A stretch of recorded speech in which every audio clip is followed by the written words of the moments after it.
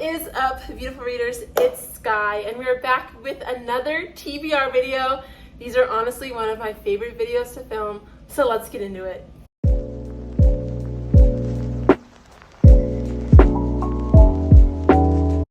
What is up, you guys? Can you believe it? We are already in September. I feel like this year is just flying by, and I am so excited to be here to talk to you about the books that I am hoping to read this month. So this TBR video, I'm going to separate into two parts. The first part is the books that I really want to get to. I did a lot of mood reading in August, so I didn't get to as many. I still read about 9 books, but I didn't get to the ones that I thought I was going to read at the beginning of the month.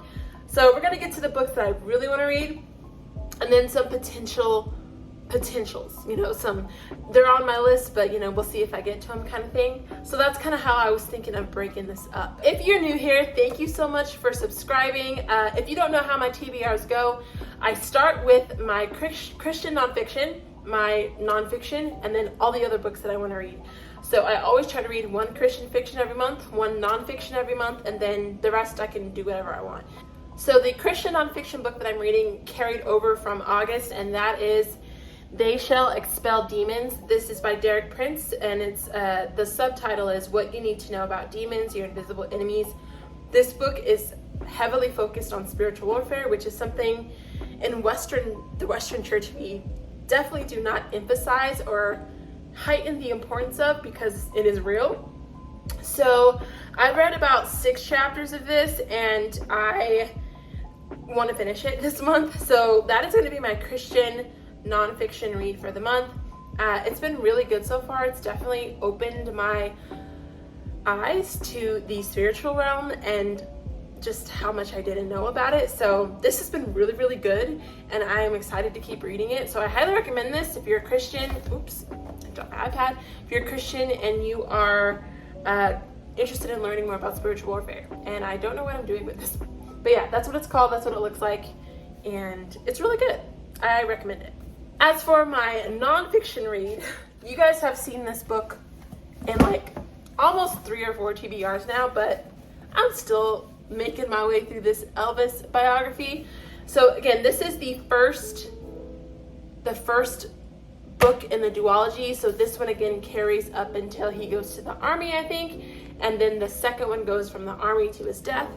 And again, every time, so I'm about this, I have this much left, so I got a big chunk, but it's so daunting to pick this up because the words and stuff are super small. But every time I do pick it up, I love it. It's just so informational, and I just really like learning more about Elvis. And so I've broken it up into like 2 chapter chunks, and I have like 5 of them left. So I could potentially finish this in a week if I would just focus on it. But for some reason, my brain is just like not wanting to pick it up. But I am determined. I'm determined to finish this book. I'm determined. So this is my nonfiction read for the month. Now let's get into the fiction that I definitely want to read, and then the potentials.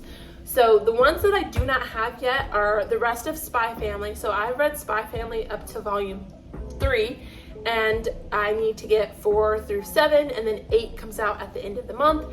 So I'm just going to keep reading those. I have to read 4, 5, 6, and 7. It's been awesome. I highly recommend Spy Family, and I actually started watching the anime last night, and it was just even more endearing, and just, it's amazing how well the manga is represented in the anime. Like, it literally feels like it came to life in color, and it's just cool to see the characters like animated and like they feel more real. So it's a lot of fun. I highly recommend watching the anime. You can watch it on Hulu. There are 12 episodes in season 1, and season 2 comes out in October. So if you want to watch something for the month of September to get ready for season 2, I highly recommend that. Next, I will be reading Assassin's Apprentice by Rob and Hobb. As you can see, I started this. I read chapter 1 this past Sunday, and I've already annotated so much. And if you don't know, I really like to thoroughly annotate fantasy that I just feel like I'm going to love. And chapter 1 of this was so great, and it is, what day is it? Tuesday now, as I'm filming this TBR. It's me. It wouldn't be a video of mine if Editing Sky didn't pop up, but just wanted you to know that it is not Tuesday. It is indeed Wednesday when I filmed this video, so did I have coffee today? I don't know. You can't tell because I don't know what day of the week it is. And I have not stopped thinking about this book. I definitely want to pick it back up. So this is going to be something that I keep reading immediately because it was good. Her writing was good. I just got so invested in the characters, and I'm really excited to start this Robin Hobb fantasy journey. Next, I was kind enough to be gifted this by Mama and Papa Hill up in the Pacific Northwest, and I have the Hawthorne Legacy, which is the second book in the Inheritance Game series. I really liked the Inheritance Games. It's the first book in this series. There's 3 of them. The third one actually just came out this week, I believe. So it's called The Final Gambit, and it's red. But this one is the second book, and I am really excited to see how the story continues. If you don't know what this series is about, it's basically about this girl who ends up getting a really big inheritance of money from a guy she did not know. And as a result, she meets his family, meets his grandsons, and, you know, stories and chaos ensue from there. So I had a really good time with this. I know it's not for everybody, but I love a game and a mystery kind of in my book. So this was a lot of fun, and I'm really looking forward to getting into the second book. And if you guys didn't know, I have been rereading Twilight, but I didn't get to any Twilight in August. But that's okay. I have New Moon here. I read Twilight in July, and I also wanted to read Midnight Sun. I don't know. These books are kind of just going to be more when I'm in the mood for it. But I have it on my list just in case I pick it up. Midnight Sun is Edward's version of Twilight, so I don't know if I'm going to pick that up. I'm just not in the mood for it. But this for sure, I definitely want to get into. I had a lot of fun reading Twilight, and I just want to reread the series, and I love these covers. I just got these white edition covers from Barnes & Noble. It was only like 38 bucks for all 4 books, plus the short Second Life of Bree Tanner, which is that little novella. So yes. Then I have When We Were Bright and Beautiful by Jillian Medoff, and this was actually my August book of the month pick, but I didn't get this until August 29th. So I'm gonna read in September now, and this book is causing so much controversy, and I'm going to totally butcher this, but Cassie is the main character. She was adopted by this really well-off family in New York, and she, as a result, got really close to the sons in that family. They're like her brothers. She's really close with them, and she's away at school, I want to say, and one of her adopted brothers ends up being charged with sexual assault. And so it's basically her family dealing with that, and you know, Cassie doesn't believe it because she knows her brother. She's grown up with him, and I know a lot of the girlies on BookTube don't be liking this book because, you know, how do I say this?